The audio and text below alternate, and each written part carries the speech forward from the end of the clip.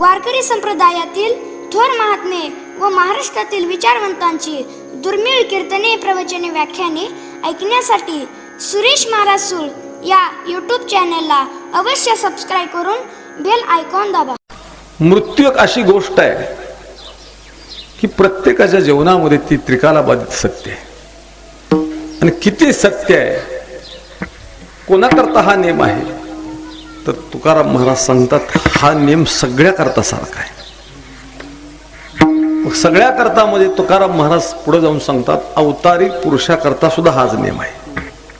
म्हणून महाराजांचं एक प्रमाण आहे गाथ्यामध्ये, येथे नाही उरू आले अवतार, हेर पामर जीवते किती. तुम्ही आम्ही पामर आहोत, अवतारिक पुरुषांना सुद्धा या पंचमहाभूताचं शरीर पंचमहाभूतामध्ये एक दिवस विलीन करावं लागतं. कार्यकाळ त्यांचा कमी असेल जास्त असेल, परंतु एक दिवस ते करावं लागतं. म्हणून प्रभू रामचंद्राने सुद्धा आपल्या पंचमहाभूताचं शरीर शरीर देवीदे एक दिवस विलीन केलेलं आहे. कृष्ण परमात्म्याने आपल्या पायावरती व्याधाकडून बाण मारून घेऊन आपलं शरीर पंचमहाभूतामध्ये विलीन केलेलं आहे. मग हा नेम तुकाराम महाराज सांगतात अवतारी पुरुषाकरता जर असेल तर आपण कोण, पामर जीव आहे. म्हणून पामराला एक दिवस प्रत्येकाला जावं लागतं महाराज. म्हणून तुकाराम महाराज सांगतात की हा नेम सगळ्या करता सारखा आहे की ह्या नेमाला कुणाला नाही म्हणून चालत नाही. भगवान स्वतः सांगतात देहाच्या गावा आलिया, जन्म मृत्यूच्या सोहळिया, ना म्हणू नये धनंजया जिया परी. असा कोण बहादर आहे की जन्माला आल्यानंतर तो छातीवरती हात ठेवून सांगू शकतो मी मरणारच नाही महाराज. असं कोणच सांगू शकत नाही. आणि सांगितलं तर ते काही खरं होणार नाही महाराज. मृत्यू ही गोष्ट प्रत्येकाच्या जीवनामध्ये त्रिकालाबाधित सत्य आहे, तिला नाही म्हणता येत नाही. माणसाच्या जीवनामध्ये दोन सोहळे ठरलेले आहेत, एक जन्माचा आणि एक मृत्यूचा सोहळा हा ठरलेलाच आहे. त्यावेळेस त्या कुटुंबाचा खऱ्या अर्थानं एक आधारवड जातो, मोठं दुःखाचं सावट त्या कुटुंबावरती येतं आणि ते सावरण्याकरता खूप वेळ लागतो. परंतु ईश्वरी सत्य पुढं इलाज नसतो. जे जयाचे विहित ते ईश्वराचे मनोगत म्हटले की म्हणून ही सेवा दुःखद प्रसंगाच्या निमित्ताने. मग प्रसंग दुःखद असेल किंवा प्रसंग सुखद असेल, तुकाराम महाराज म्हणतात भगवंताचं नामचिंतनच करायचं. का करायचं तर दुःखाच्या प्रसंगाला भगवंताचं नामचिंतन केलं तर दुःख कमी करतो आणि सुखाच्या प्रसंगाला भगवंताचं नामचिंतन केलं तर त्या सुखामध्ये वाढ करतो.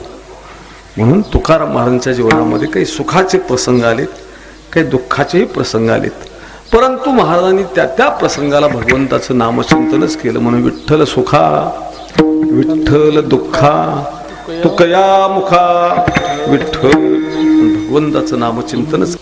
मृत्यू ही गोष्ट प्रत्येकाच्या जीवनामध्ये त्रिकालाबाधित सत्य आहे, तिला नाही म्हणता येत नाही. माणसाच्या जीवनामध्ये दोन सोहळे ठरलेले आहेत, एक जन्माचा आणि एक मृत्यूचा सोहळा हा ठरलेलाच आहे. म्हणून या ठिकाणी एक मी गरुड पुराणातलं उदाहरण देत असतो. अनेकांनी मृत्यू चुकवण्याचा प्रयत्न केला, मृत्यू आतापर्यंत कुणालाही चुकला नाही आणि कुणाला चुकवताही आला नाही. गरुड पुराणामध्ये एक उदाहरण येऊन गेलेलं आहे. गरुडाची आई आजारी पडते. गरुडाची आई आजारी पडल्यानंतर आजारी पडलेल्या माणसाला भेटायला येणं हा संकेत आहे, हा एक व्यवहार आहे. आपण जाऊन काही तिथं त्या पेशंटला भेटल्यावर आपण काही डॉक्टर नसतो, आपण काही वैद्य नसतो, आपण त्याला काही उपचार सांगत नाही, पण भेटायला जाणं एक प्रघात आहे. आणि मग गरुडाची आई आजारी पडली आणि बरं दुसरी गोष्ट भेटायला कोण जातं तर उगीच ही पेशंट हॉस्पिटलमध्ये बरेच असतात. मी कालच सांगितलं, अकलूजला गेलो, अश्विनी हॉस्पिटल डॉक्टर इनामदारांचं, बघावं तेव्हा ते खचाखच भरलेलं असतं ना. मग उगीच आम्ही अकलूजला गेलो आणि आता काही काम नाही, चला पेशंटला भेटून येऊया. आपल्या ओळखीचं पळखीचं कोण नसेल तर आपण तिकडे जातही नाही. आपल्या नात्यातला, गोत्यातला, कोण प्रेमातला मित्र, आप्तेष्ट, काही त्याचा संबंध आहे थोडासा, आणि अशा व्यक्ती त्या पेशंटला भेटायला जातात. मला भेटून येतात, डॉक्टरने परवानगी नाही दिली तरी चोरून भेटून येतात. पण भेटून येतात. पण कोण जातात तर आपले नातेवाईक, काही संबंध आहेत. मग गरुडाची आई आजारी पडली, मग गरुडाच्या आईला कोण भेटायला येत होतं? ज्या त्या कॅटेगरीतले लोक भेटायला जातात. मग गरुडाची आई मोठी आहे, गरुड मोठा आहे, देवाचं वाहन आहे. मग गरुडाच्या आईला भेटायला चंद्र, इंद्र, सूर्य, महेंद्र अशी सगळी बडी मंडळी भेटायला यायची. 24 तास आईजवळ बसून राहणं काही शक्य नव्हतं गरुडाला. पण आईवरती मात्र पूर्ण लक्ष होतं, आईवरती प्रेम होतं. देवाचं काम आटपून आल्याबरोबर पहिल्यांदा घरात प्रवेश केला तर आपल्या आईकडे जायचं, आईच्या शेजारी जाऊन बसायचं, आईच्या अंगावरून हात फिरवायचा, आईची आस्थेने चौकशी करायची, आईबरोबर गप्पा मारायच्या, विरुंगुळा म्हणून महाराज गमती जमती करायच्या आईबरोबर. आणि एक प्रश्न आईला परत विचारायचा, आई आज तुला भेटायला कोण आलं होतं सांग बरं. मग त्यावेळेस त्या आईने म्हणायचं, आज इंद्र भेटायला आलता. दुसऱ्या दिवशी विचारायचं, आज कोण भेटायला आलता? सूर्य, इंद्र, महेंद्र अशी सगळी बडी मंडळी सूर्य भेटायला यायची. कालाच्या ओघामध्ये शरीर हे क्षीण होत जातं महाराज. जरी आपल्याला आपत्कालीन अपघाती मृत्यू नाही आला तरी शास्त्रानुसार आपल्या देहाला एक दिवस नाश आहेच. त्याला शास्त्रामध्ये आमच्या स्वभावता नाश म्हणतात.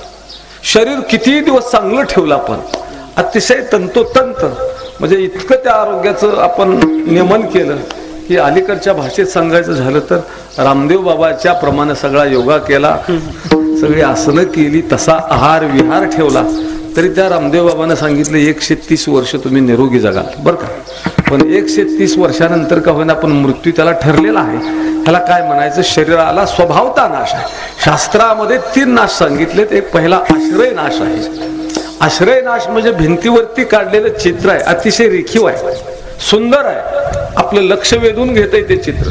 परंतु ते भिंतच जर पावसामध्ये भिजली आणि पडली, ती घासळली, तर त्या चित्राचा नाश करावा लागत नाही. ते आश्रयानं चित्र आहे भिंतीच्या, आणि ते चित्र नाश पावतं, त्याला शास्त्रामध्ये आश्रय नाश म्हणतात.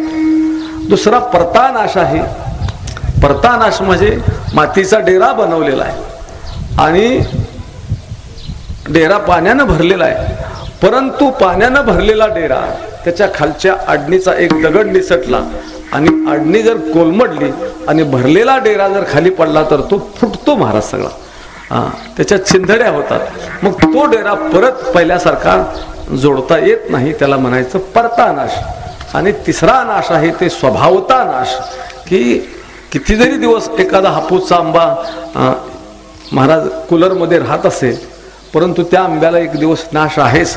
तो काही चिरकाळ टिकत नाही, फक्त त्याचे दिवस काही वाढतात परंतु टिकत नाही. तसं हा मनुष्य देह सुद्धा काही दिवसाकरता तुकाराम महाराज म्हणतात तुम्हाला उसना दिलेला आहे बरं राजा, कायमचा नाही हा, मक्तेदारी नाही तुमची. म्हणून तुकाराम महाराज सांगतात पिंड आणिला उसना पाचाचा. पाचाचा म्हणजे पृथ्वी, आप, तेज, वायू आणि आकाश या पंचतत्वापासून आपल्याला हे शरीर मिळालेलं आहे. आणि हे या पंचतत्वानं ते तुम्हाला उसनं दिलेलं आहे. काही दिवस तुम्ही वापरा, ते व्यवस्थित वापरा बरं. आणि काही दिवसानंतर तुम्ही नाही दिलं तर ते परत घेतलं जाईल, त्यांनी सांगितलेलं आहे. म्हणून हे शरीर आपल्याला एक दिवस नाश पावणार आहे. त्या शरीराची गॅरंटी पण नाही. दुसरं असं आहे, वॉरंटी बी नाही आणि गॅरंटी नाही. वॉरंटी तरी थोडीफार आहे पण गॅरंटी अजिबातच नाही. वॉरंटी आणि गॅरंटी मधला फरक आपल्याला काही सांगायचं गरज नाही, कळतो तो फरक. तुकाराम महाराज सांगतात की हे जीवन इतकं क्षणभंगूर आहे, इतकं क्षणभंगूर आहे की तुकाराम महाराज सांगतात आपण उद्याचा सूर्योदय बघू का नाही याच्यामध्ये शंकाच नाही. तरी परंतु तुकाराम महाराजांनी अतिशय सूक्ष्म निरीक्षण करून सांगितलंय की क्या जीवने की प्रक्रिया आस हातो लिया नाही तेरा घास क्षणभंगूर जाय न कळता आणि ग्रास गिळी हाती सत्ता नाही. किती महाराजांचे टोकाचे शब्द आहेत महाराज. आपण कसलीच गॅरंटी देऊ शकत नाही आपल्या ह्याच्याबद्दल. म्हणजे आपण पाहतो एखाद्याचा फोन आला का मग आपण तेवढ्या पुरतं थोडंसं अवाक होतो, घाबरतो. अहो असं कसं काय झालं, सकाळी माझ्याबरोबर भेटले, रात्री आम्ही त्यांचं कीर्तन ऐकलं. असंही होऊ शकतं. एखादा म्हणतो रात्री माझ्या कीर्तनाला ते होते, ऐकायला होते, उभा राहून होते. हे खरं नसेल, बघा अजून खात्री करा, खोटं वाटते मला हे सगळं, पण ते खरं होतं. म्हणजे हे जीवन हे क्षणभंगूर आहे, क्षणिक आहे. तुकाराम महाराजांनी सांगितलंय क्या जीवने की प्रक्रिया आस हातातला घास तोंडात जाईल का नाही, तुकाराम महाराज म्हणतात. हे सुद्धा उदाहरण तुकाराम महाराजांना कमी वाटलं.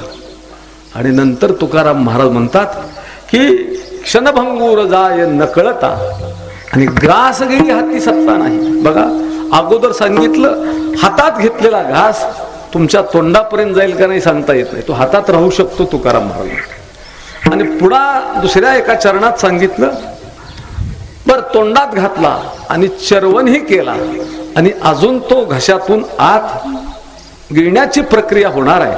पण त्यावेळेस सुद्धा जर त्याचं आयुष्य संपलं असेल तर तुकाराम महाराज म्हणतात तो चिरवण केलेला घास सुद्धा आत जाऊ शकत नाही. बरं इतकं क्षणभंगूर जीवन आहे, इतकं क्षणिक जीवन आहे की त्याची गॅरंटीच नाही काय. बाकी कशाचीही गॅरंटी देतील. आता तर काही काही वस्तूची 10-10 वर्षाची गॅरंटी देतात. देणाऱ्याला माहित आहे त्या माणसाचीच गॅरंटी नाही. विनोदाचा भाग सोडून द्या.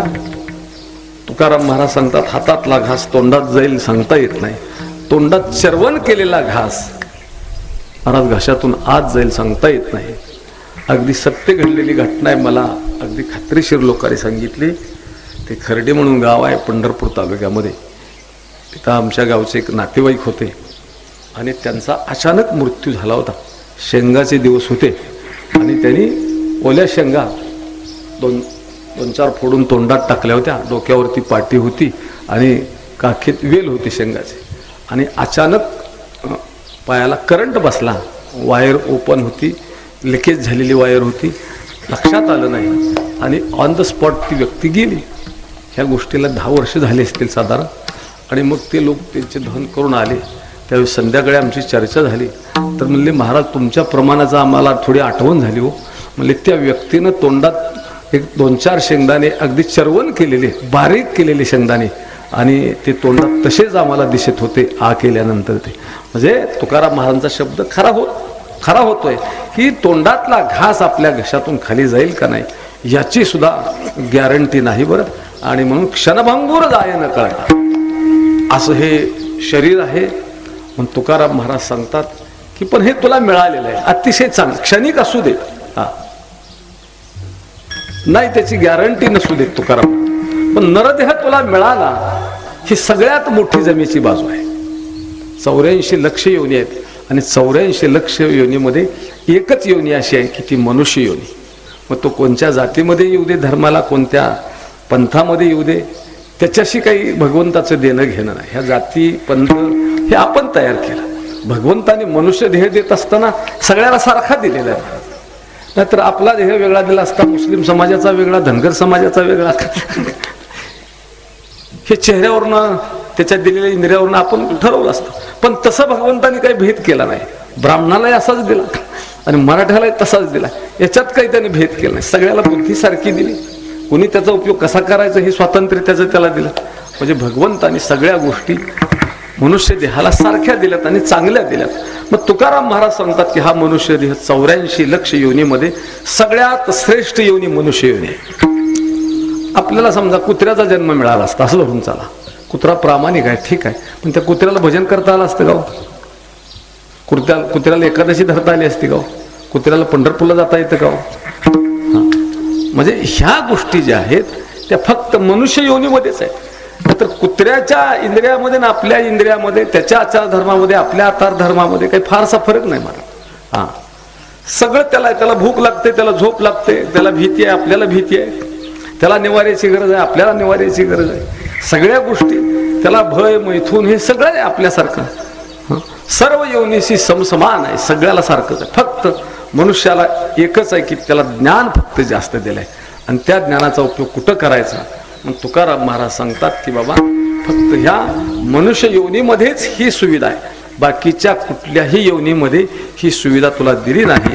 मग तुला हा जर नरदेह एवढा चांगला मिळालेला आहे, सुंदर मिळालेला आहे, तर तू काय कर. तुकाराम महाराज सांगतात की या नरदेहामध्ये इतकी सुविधा आहे. नरदेह निधान लागले हाती, उत्तम सार, उत्तम म्हणतात त्याला, उत्तम गती, देवाची होईन म्हणती ते होती, तरी का चित्ती न धरावे.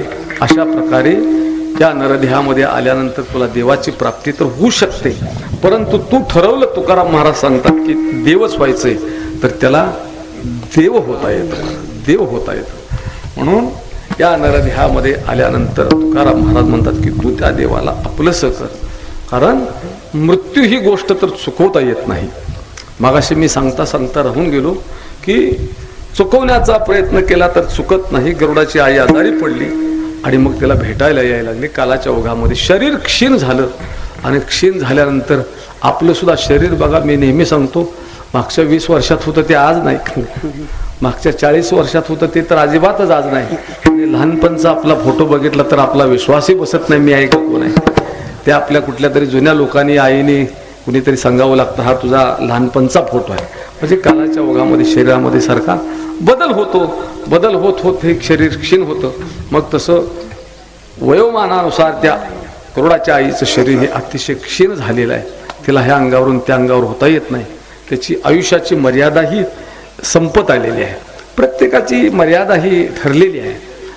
ज्ञानेश्वर महाराज सांगतात, जे जयाचे विहित ते ईश्वराचे मनोगत. ईश्वराच्या इच्छेनुसार आपल्याला आयुष्य मिळालेलं असतं. हे आपल्या इच्छेनं नाही की ज्या दिवशी आपण जन्माला आलो त्या दिवशीच आपली मृत्यूची तारीख ही डिक्लेअर झालेली आहे महाराज. हे उगीच आपण तोडत असतो आपल्या बुद्धीचे तारे, पण त्या दिवशीच मृत्यूची तारीख डिक्लेअर झालेली असते. देव निमित्त करतो, ॲक्सिडेंट होतो, अटॅक येतो, एखाद्याला कोरोना होतो, एखाद्याला अजून काहीतरी दुसरा रोग होतो, निमित्त करतो आणि त्याचं काम तो चोख बजावतो. म्हणून आमचे वडील सांगायचे की आपण जन्माला आल्यापासून काळ आपल्याला महाराज असा गिळंकृत करण्याकरता टपून बसलेला आहे. घडी घडी काळ वाट याची आहे, अजून किती आहे अवकाश वाट पाहतो. आणि मग त्या गरुडाची आई अंथरुणावरती पडलेली आहे आणि यमाचे दूत त्याला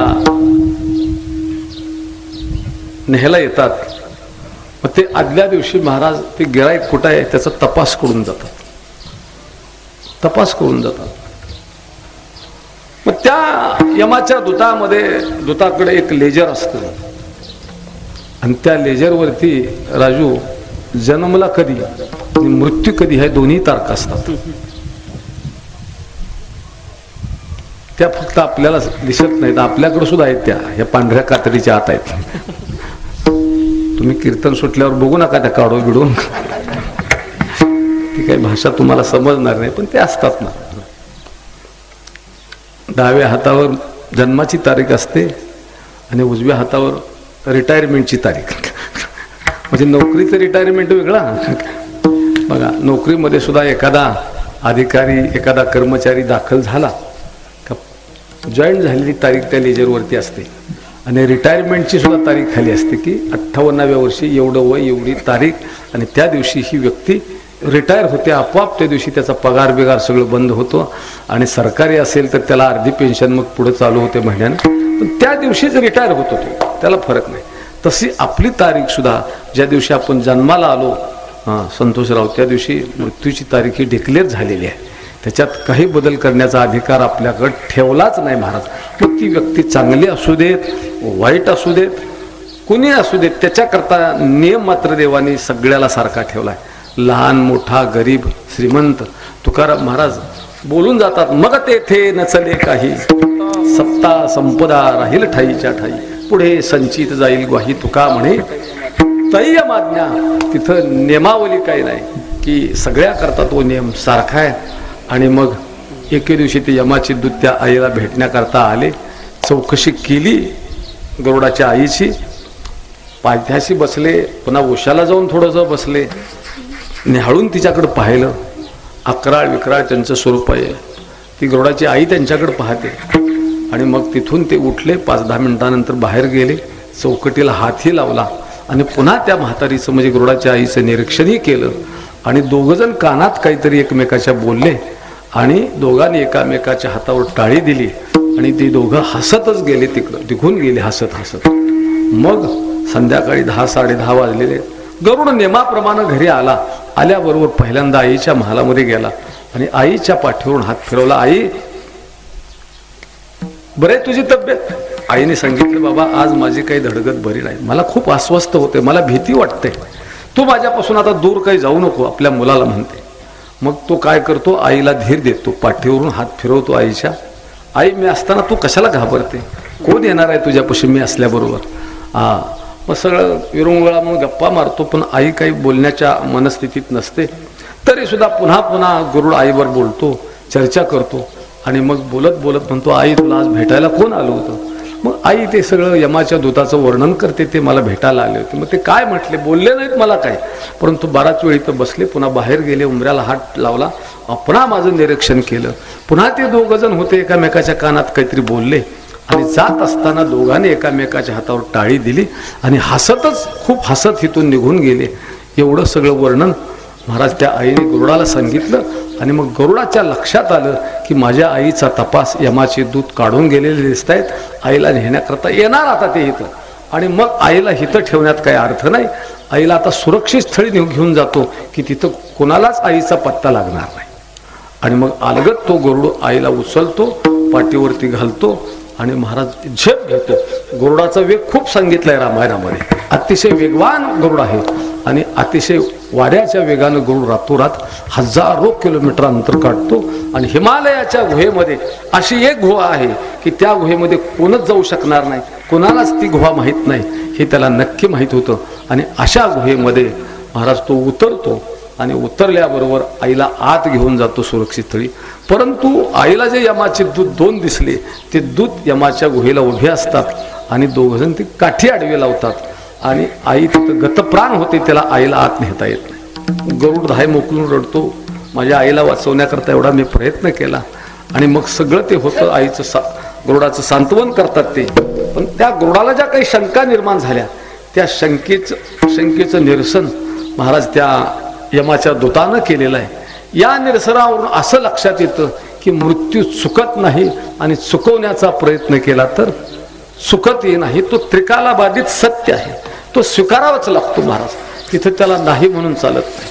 मग तिथं गरुड विचारतोय त्या यमाच्या दूताला, अरे तुम्ही माझ्या घरी आला होता? हो आलो होतो. आईच्या तब्येतीची चौकशी केली? हो केली आम्ही. आणि जात असताना तुम्ही आईचं निरीक्षण केलं गरुडाने. आणि मग जात असताना तुम्ही कानात बोलला काहीतरी, आईने मला सांगितलं. हो गरुडा, आम्ही आई कानातही बोललो. पुन्हा तुम्ही दोघांनी एकामेकाच्या हातावर टाळी दिली? हो दिली. आणि जात असताना खूप हसत हसत गेला, हेही खरं आहे. मग त्यावेळेस त्या गरुडा यमाच्या दूताने सांगितलं, तुझ्या आईकडे बघून आम्ही जे हसलो ते उपेक्षितेने नाही, ती विकलांग झाली, वय झालंय, असे एका अंगावर पडलेली आहे. आणि म्हणून उपेक्षेनं हसणं वेगळं आणि काहीतरी कारणानं हसणं वेगळं, 2 हसण्यामध्ये सुद्धा प्रकार असतात महाराज. आणि मग त्याने जे कारण सांगितले, अरे गरुडा, खरं सांगू तुला, तू जर इथं आईला घेऊन आला नसता तर तुझ्या आईचा मृत्यू झालाच नसता. गरुड आवाज झाला, मी घेऊन येण्याचा आणि मृत्यूचा काय विषय? अरे तुझी आई ज्या दिवशी जन्मली त्या दिवशीच्या लेजरमध्ये दुसऱ्या बाजूला तुझ्या आईचा मृत्यू सकाळी 6:56 आज हिमालयाच्या गुहेमध्ये ठरलेला आहे. जन्मली त्या दिवशीच ते ठरलेलं आहे. आणि आम्ही मात्र जे गिरायक आणायला जातो ते कुठेही गिरायक तपास करून येतो, त्यावेळेस ते गिरायक तिथे सुटकेस बास्केट घेऊन तयार असतो. म्हटले असं कधी होत नाही. पण तुझ्या आईच्या बाबतीमध्ये सगळं खोटं होणार आहे. तुझी आई तर ह्या अंगावरून त्या अंगावर होऊ शकत नाही, विकलांग झालेली आहे म्हातारी, एवढं वय झालेलं आहे.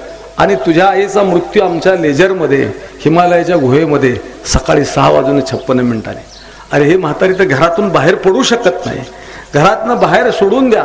एका अंगावर झालेली म्हातारी दुसऱ्या अंगावर होऊ शकत नाही. इतकी विकलांग झालेली ही तुझी आई उद्याच्याला हिमालयाच्या गुहेमध्ये हजारो किलोमीटर अंतर काटून ती येऊ शकत नाही. आणि उद्याच्याला हे सगळं खोटं होणार आहे. आत्तापर्यंत कधीच खोटं झालं नाही की जे गिरायक आणायला गेलो गिरायक नाही असं कधी होतच नाही. परंतु उद्याच्याला मात्र होणार आहे खोटं. आम्हाला त्या चित्रगुप्ताला काय सांगावं असा प्रश्न आहे. ते गिरायक तिथं नाही हे सांगावं लागणार होतं उद्या, पण तू घेऊन आला आणि आमचं काम तू सोपं केलं. आणि आईचा मृत्यू मात्र हिथं अटळ होता, तू घेऊन आलास. मला हे उदाहरण कशा करता सांगायचं आहे तर माणसाच्या जीवनातील मृत्यू हा चुकवता येत नाही. चुकवण्याचा प्रयत्न केला तर चुकतही नाही. प्रयत्न करणं हा त्याचा स्थायी भाव आहे, केलाही पाहिजे. मृत्यू मात्र हा चुकत नाही. मग तुकाराम महाराज म्हणतात की मग तुला हा नरदेह एवढा प्राप्त झालेला आहे तर ह्या नरदेहामध्ये सगळ्यात चांगली सुविधा कोणची असेल तर या नरदेहामध्ये तुकाराम महाराज सांगतात, तुका म्हणे जन्मा आल्याचे सार्थक विठ्ठलची एक देखल्या. भगवंताची प्राप्ती या नरदेहामध्ये आल्यानंतर तू करून घेतली पाहिजे. हेच तुकाराम महाराज अभंगाच्या पहिल्या चरणात सांगतात. आपुला तो एक देव करून घ्यावा, आपुला तो एक देव करून घ्यावा,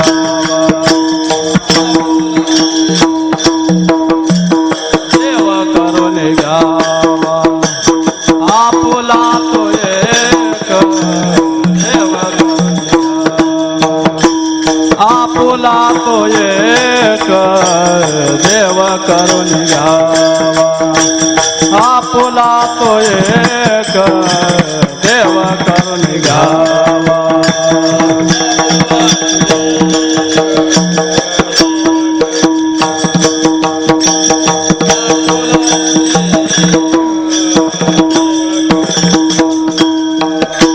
तेने विना जीवा सुख नो है, तेने विना जीवा सुख नो है.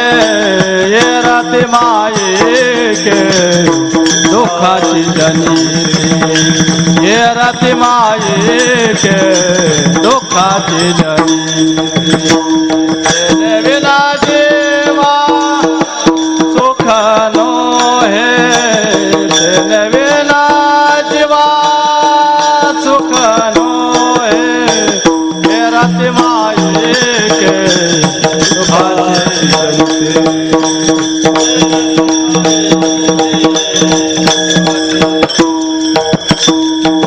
आपुला तो एक देव करून घ्यावा, त्याने विना जीवा सुख नो है, त्याने विना जीवा सुख नो है.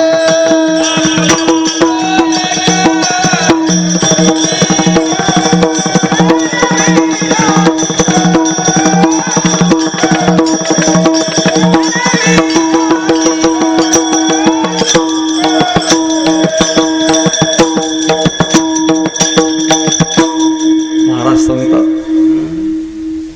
तुला हा नरदेह प्राप्त झालेला आहे. भगवंताच्या प्राप्तीकरता काही जी साधनं लागतात ती सगळी तुला विनामूल्य दिलेली आहेत. त्या मोबदल्यात काहीच दिलं नाही त्याला. दिली इंद्रिय, हात, पाय, कान, डोळे, मुख, बोलाया वचन. कशा करता? जेणे तू जोडसी नारायण नाशे जीवपण भवरोग. आणि ह्याच्या करता तुला ते दिलेलं आहे तर त्याच्या करता तू उपयोग कर बरं. तुकाराम महाराज सांगतात. हा, आणि मग बाकीच्या मध्ये जर तू अडकला, या देवाला सोडून बाकीचं जर तू काही करू लागला तर तुकाराम महाराज सांगतात की ये रती माई के, मग दुःखच आहे तुला.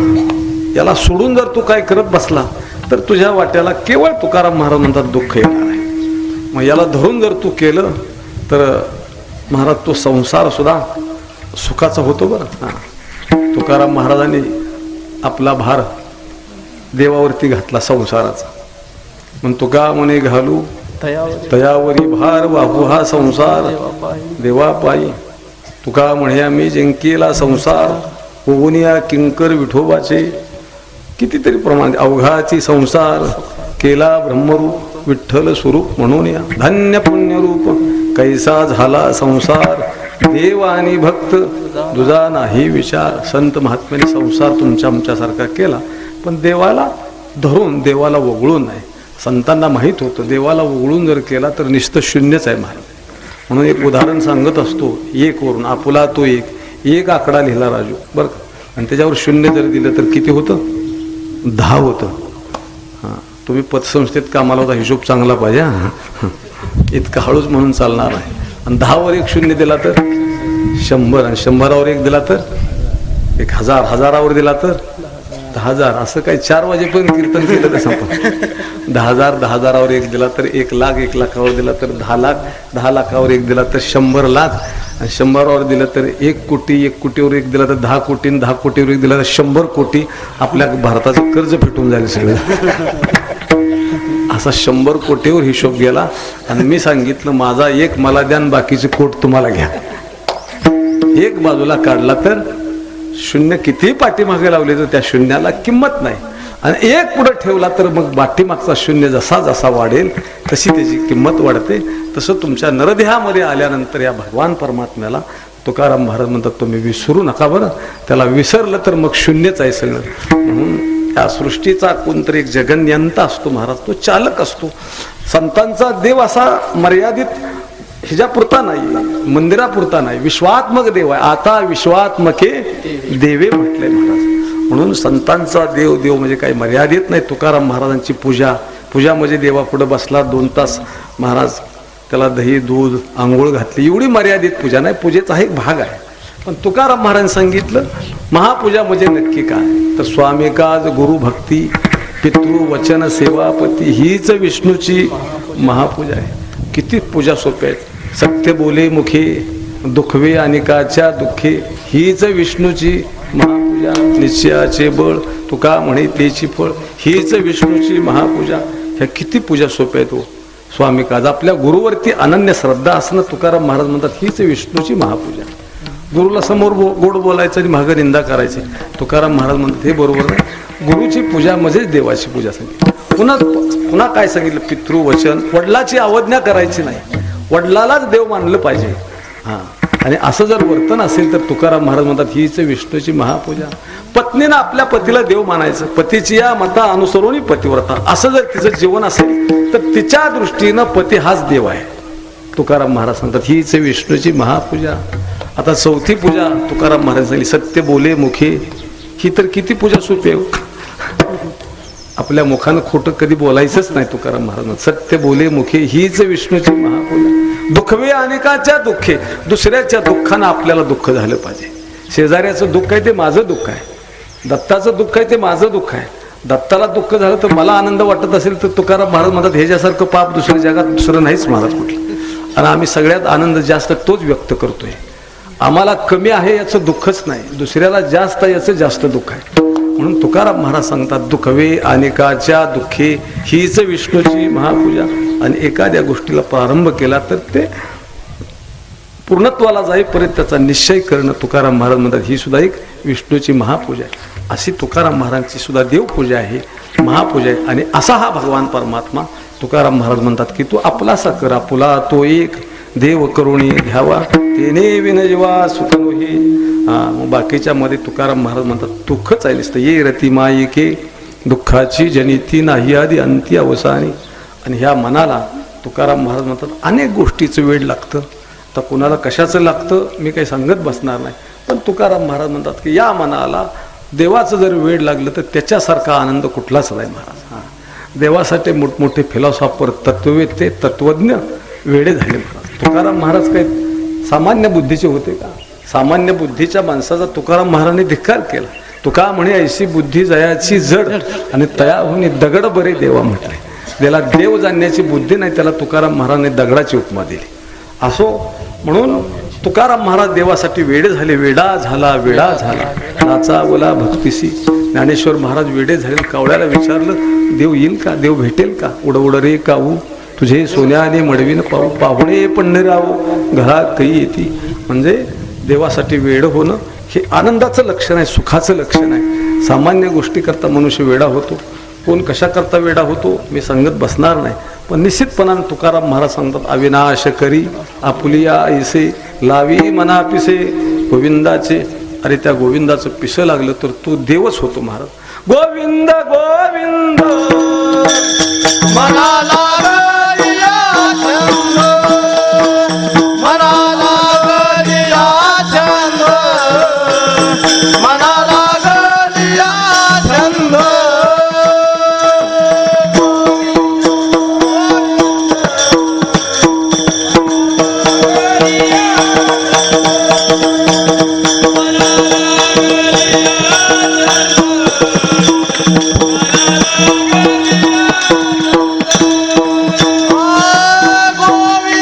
गोविंद मनाला गलिया छंद, मनाला गलिया छंद, मनाला गलिया छंद.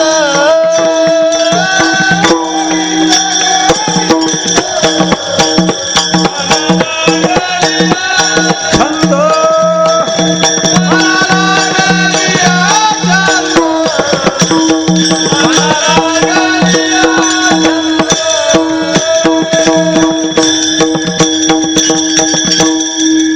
पिसे शब्दाचा अर्थ छंद, त्याला वेड हे देवाचं लागलं पाहिजे.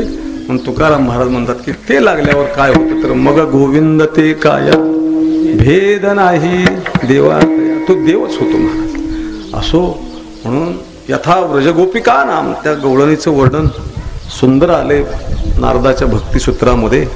त्यावेळेस त्या गवळणी किती वेड्या झाल्या. डोक्यावर दह्याचा डेरा आहे, डोक्यावर दुधाचा डेरा आहे. मग आता दही घ्या म्हटलं पाहिजे, दूध घ्या म्हटलं पाहिजे. मग ती काय म्हणते, गोविंद घ्या कोणी दामोदर घ्या गे, तव तव हासती मथुरेच्या गे. बाकीच्या गवळणी बघतायत, अगं दूध घेतलंय आणि तू म्हणते गोविंद घ्या दामोदर घ्या. आता दूध घ्या म्हटलं पाहिजे. हे वेडेपणाचं लक्षण आहे, पण हे देवासाठी वेडी झालेली असो.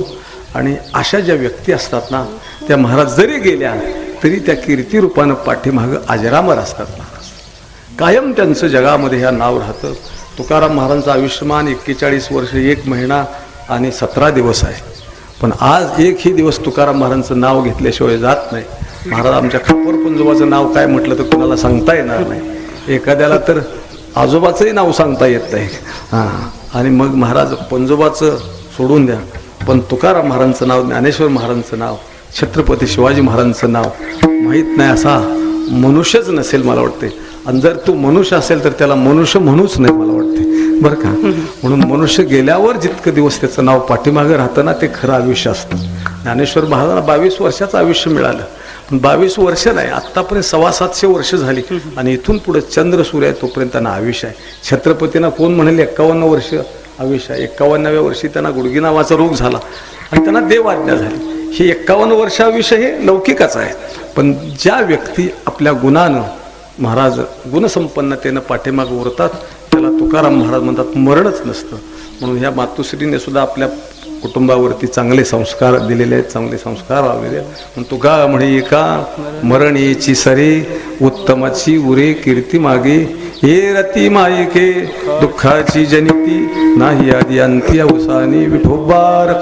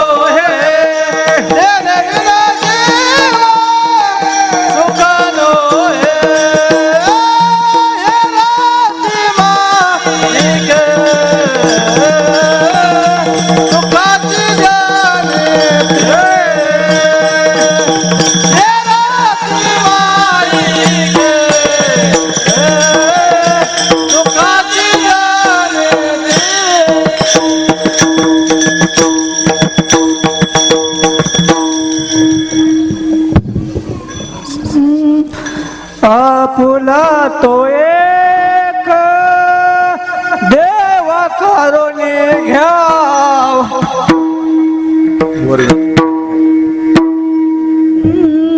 आपुला तो एक देव करुणी घ्यावा आपुला तो एक देव करुणी घ्यावा आपुला तो एक देव करुणी घ्यावा आपुला तो एक देव करुणी घ्यावा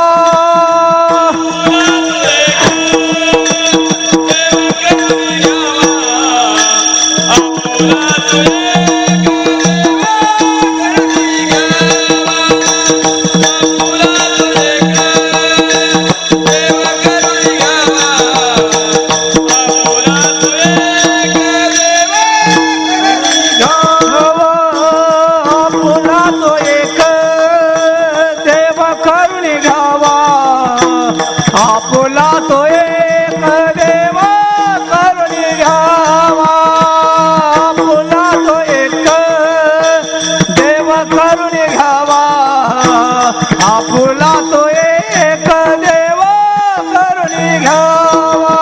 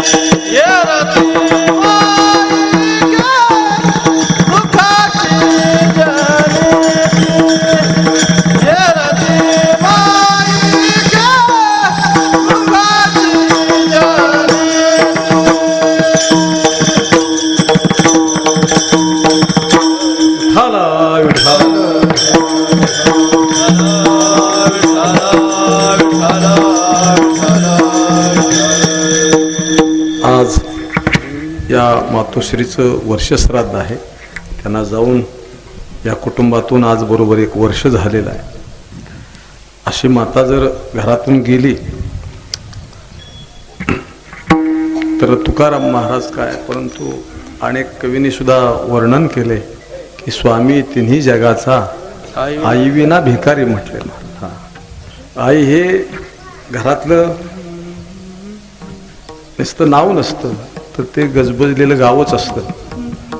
आई असते तोपर्यंत खऱ्या अर्थानं मला वाटते आईची किंमत नसते, पण आई गेल्यावर कशालाच किंमत नसते, असं आहे बरं. म्हणून आई हा एक माझा तसा स्वतंत्र विषय आहे. मी 2 तास बोलू शकतो आई या विषयावरती, आणि ते खरंच आहे. तुकाराम महाराजांनी या जगामध्ये प्रेम करणारे अनेक व्यक्ती आहेत, प्रेम करणाऱ्या व्यक्ती नाही अशातला भाग नाही, पण तुकाराम महाराज सांगतात अशी एकमेव एक व्यक्ती आहे की ती लाभाशिवाय प्रेम करते. आणि त्या लाभाशिवाय प्रेम करणाऱ्या जातीचं नाव तुकाराम महाराज सांगतात 2 अक्षरे आहे, आणि ते म्हणजे आई. लेकुराचे हित वाहे माऊलीचे चित्त, ऐशी कळवळ्याची जाती करी लाभाविन प्रीती. लाभाशिवाय प्रेम करणारी एकच जात आहे, ती म्हणजे आई, आणि दुसरी जात आहे ती संत नावाची जात आहे. ह्या 2 व्यक्ती लाभाशिवाय प्रेम करतात. एक इंग्लिशमध्ये गोष्ट होती, मी अनेक वेळा कीर्तनातून सांगितलेली आहे, तिचं ट्रान्सलेशन मराठीमध्ये आलं होतं. वय झालेलं आहे 70-72 वर्ष, शरीर बोजड आहे, आणि अशा आईला अर्धांग वायू झाला. त्यांनी उपचार केले डॉक्टरकडे नेऊन हॉस्पिटलमध्ये, पण कोणत्याच उपचाराला काही आईने प्रतिसाद दिला नाही. मग शेवटी डॉक्टर म्हणले आईला घरी घेऊन जाण्यात, घरीच आईची सेवा तुम्ही करा. त्यावेळेस मुलानं घरी आणलं, आणि 8-10 दिवसामध्ये आईच्या सेवेला कंटाळला. त्याच ठिकाणी भोजन, तिथंच संडास लघवी, झोपणं तिथंच, शरीर बोजड आहे. मग त्याने विचार केला आईला घरात सांभाळावं, तर तिची आईची काही तब्येत साथ देत नाही, नीटही होत नाही आणि मरतही नाही, काय करावं. मग त्याने मधला मार्ग काढला की कोणालाच माहिती न होता एखाद्या दिवशी रात्रीच आईला जंगलात नेऊन सोडावं. तिथं तिची काही कुत्रे कुल्ले वेल्हेवाट लावतील ते लावतील, इलाज नाही माझा काय. म्हणून एके दिवशी तो रात्री उठला, आई झोपेत आहे, 12:30-1 वाजलेले, सगळी गावात सामसूम झालेले. उठवलं आईला आणि आपल्या खांद्यावरती घेतलं. सगळ्या गावात सामसूम आहे, आणि आता जंगलात तिला सोडून येतो, कंटाळा तिला. आणि मग निघाला, गावातून बाहेर गेला, डोंगर लागला, डोंगर पार केला, एका जंगलात शिरला अभयारण्यात, आणि वाट चालू लागला, झाप झाप झाप. आईने विचार केला हा कुठेतरी मला एवढ्या रात्रीचं सोडायला निघालाय, माझ्या सेवेला हा कंटाळा आहे. ठीक आहे, आई म्हणते मी जर घरात नसताना तुझा संसार सुखाचा होणार असेल तर मला खुशाल तिथं सोड, जंगलामध्ये माझी काही अडचण नाही, माझी तिथं कुत्र्यांनी कोल्ह्यांनी विल्हेवाट लावली तर त्याच्यात मला आनंद आहे. ती प्रतिकार करत नाही. ती म्हणते की मी जर घरात नसेन असं तुला वाटत असेल तर मी तरी कशाला आग्रह करू. ती मोठी करारी असते. आणि मग तो जंगलातून घेऊन जातो. जात असताना झाडाचा वेलीचा पाला डोक्याला लागतो. डोक्याला लागलेला झाडाचा वेलीचा पाला ती आई उरबडते आणि खाली टाकून देते. असं 10-5 किलोमीटर आत चालतो, घामाघूम होतो. विचार करतो आई इतकी विकलांग झाली, एका अंगावरून दुसऱ्या अंगावर होत नाही. आता तर मी घरापासून 10-20 किलोमीटर दूर आलोय, दाट जंगल आहे, एखाद्या झाडाच्या बुंद्याला टेकून आईला बसवावं आणि शेवटचा निरोप घेऊन आपण परत घरी जावं.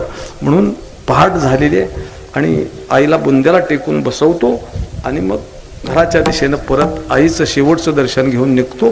पण त्याच्या मनात एक शंका निर्माण होते की आईने मला प्रतिकार केला नाही, परंतु आईने झाडाचा आणि वेलीचा पाला ओरबडून टाकला आहे. त्याचं कारण मला समजलं नाही. मग घराच्या दिशेने 10-5 पावलं चाललेला मुलगा परत आईकडे जातो आणि आईला म्हणतो, आई तुला एक मला प्रश्न विचारायचा आहे. तर म्हणते, अशाही निर्दय काळजाच्या मुलाच्या पाठीवरून आई हात फिरवते, बाळ कसला प्रश्न विचारतोय? तू मला येताना प्रतिकार केला नाही, कुठं सोडायला निघाला म्हणून विचारले नाही, पण तुझ्या डोक्याला झाडाचा आणि वेलीचा पाला लागल्याबरोबर तो पाला दोन्ही हाताने ओरबडून तू खाली टाकत होती, त्याचं कारण मला समजलं नाही. त्यावेळेस त्या आईने कारण सांगितले त्याला, बाळ तुला मला जंगलात सोडून तुला परत घरी जायचं ह्या जंगलातून, आणि जंगलातून परत जात असताना जर वाट चुकला मनुष्य तर दिशाहीन होतो, त्याला वाट सापडत नाही. आणि ज्या मार्गाने झाडाचा कोळा कोळा वेलीचा कोळा कोळा पाला पडलेला आहे त्याच मार्गाने जा, म्हणजे तू लवकर घरी जाशील. तुझी परत येण्याची तयारी मी येतानाच करून ठेवली. आई सांगते. मग ह्याला तुकाराम महाराज उत्तर देतात, करी लाभावीन प्रीती. जर आईला सोडायला निघाला तर काळजी करायची गरजच नाही त्याला काय, परंतु लाभाशिवाय आई प्रेम करते. मुलगा बाहेरून आला तर महाराज आई पोटाकडे बघते, माझा बाळ जेवलाय का नाही. आणि म्हणले आमचे बाळू पाटील म्हणायचे, पत्नी बघते पण पाठीकडे बघत नाही, पोटाकडे बघत नाही, पाठीकडे बघते, भाजीला आणले का मोकळा आलाय. म्हणजे काहीतरी आसक्ती आहे, प्रेम आहे. लाभाशिवाय प्रेम करणारी एक जात आहे आई. आणि म्हणून तुकाराम महाराज म्हणतात, करी लाभावीन प्रीती. लाभाशिवाय आई प्रेम करत असते. अशी आई गेल्यानंतर घरामध्ये एक प्रकारची पोकळी निर्माण होते. असो म्हणून या मातोश्रीला मला वाटते 2 मुलं आहेत, 2 मुले आहेत. त्या मातोश्रीनं आपल्या परिवाराला चांगले संस्कार चांगले विचार दिलेले आहेत. आणि तो जीवात्मा आज आपल्या परत घरामध्ये येतो, त्याला आज खऱ्या अर्थानं सद्गती प्राप्त होते. असा आजचा त्यांच्या दृष्टीनं दिवस महत्त्वाचा आहे.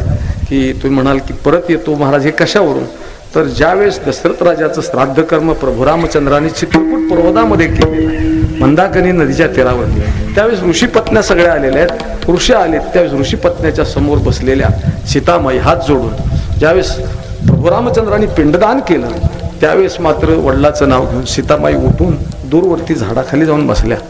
आणि मग सगळ्या त्या ऋषीपत्न्यांनी पिंडाचं दर्शन घेतलं. आणि आपल्या समोर बसलेल्या सीतामाई एवढ्या दूर जाऊन का बसल्या झाडाखाली असा प्रश्न विचारलाय. आणि त्या प्रश्नाचं जे उत्तर दिले त्या उत्तरावरून अनुमान असं येतं की तो जीवात्मा आज आपल्या परत घरामध्ये येतो, सगळ्याला दर्शन देतो आणि खऱ्या अर्थानं त्याला आज सद्गती प्राप्त होते. हा त्याचा शेवटचं श्राद्ध असतं. श्राद्ध तर हे जन्माला आल्यापासून म्हणजे मृत्यूपासून सुरुवात होते. चटश्राद्ध, भरणी श्राद्ध, कुंभसारण श्राद्ध, महिन्याला घालतो ते मासिक श्राद्ध, असे श्राद्धाचे प्रकार आहेत. परंतु आजचं जे आहे ते शेवटचं वार्षिक श्राद्ध, म्हणजे महाराज आपण त्याला वर्ष श्राद्ध म्हणतो. आणि आज तो जीवात्मा परत येतो आणि त्याला सद्गती प्राप्त होते. हे कशावरून, तो सीतामाईने उत्तर दिले. ज्यावेळेस आमच्या पतिराजाने म्हणजे प्रभू रामचंद्राने आमच्या सासऱ्यांचं म्हणजे दशरथ राजांचं नाव घेऊन पिंडदान केलं, त्यावेळेस माझी आणि दशरथ राजांची नजरानजर झाली, समोरासमोर अशी भेट झाली. आणि मग मी त्यांना पाहिलं, त्यांनी मला पाहिलं. मग आमच्या रघुवंशामध्ये असा नियम आहे की सासऱ्याच्या पुढे सून जर तशीच मांडी घालून बसली तर ती कदाचित सासऱ्याची अवमर्यादा होण्याची शक्यता आहे.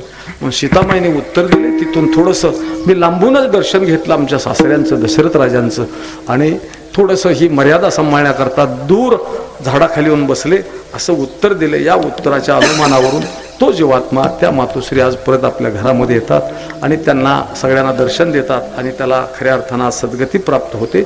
असा सद्गती प्राप्त होण्याचा आजचा हा दिवस आहे. आणि म्हणून आपण सर्वजण एकत्रित आलेला आहात.